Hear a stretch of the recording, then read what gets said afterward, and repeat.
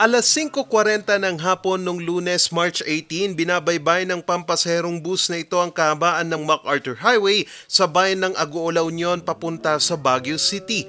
Maya-maya, pumasok sa linya nito ang isang kotse na papunta sa timog na direksyon. Sinubukan pa ng bus na iwasan ang kotse pero nauwi rin ito sa salpukan. Sa lakas ng banggaan, tumila po ng kotse. Pagdating doon sa pinangyarihan ng incidente sa barangay, sa along National Highway ito, no, sa barangay San Joaquin Norte, itong going south na Kia Picanto is nag-encroach siya sa paparating na Victory Liner. So doon na nagkaroon na ng nag-collide na doon. Yung sa Victory, 2 passengers ang naitakbo doon sa La Union LUMC. While dito naman sa Picanto, yung driver wala siyang passenger. Pinababa ng driver at konduktor ang mga pasahero. Nagtamo ng minor injuries ang 22 anyos na estudyanteng sakay ng pampasaherong bus habang kritikal naman ang driver ng kotse na kinilalang si Reddy Seralde Balarbar, 50 anyos. Hindi pa masabi ng PNP kung bakit pumasok sa linya ng bus ang kotse.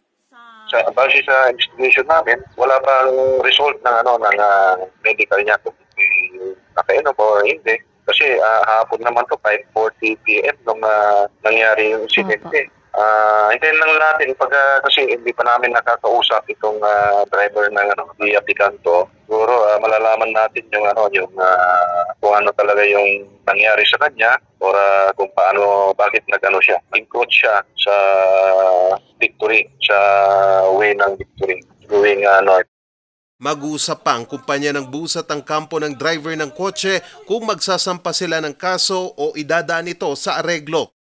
Kailangan makapag-anuman sila, makapag-usap, confrontation muna sila, then magbibis doon kung magpapatuloy, magbibis doon kung magpapile ng kaso yung Victory, or depende kung magsisettle sila, kasi karapatan mo naman nila yan. Kung magsettle sila, well and good, basta niya lahat yung mga expenses ng yung sa Victory. Depende po yan sa pag-uusap nila.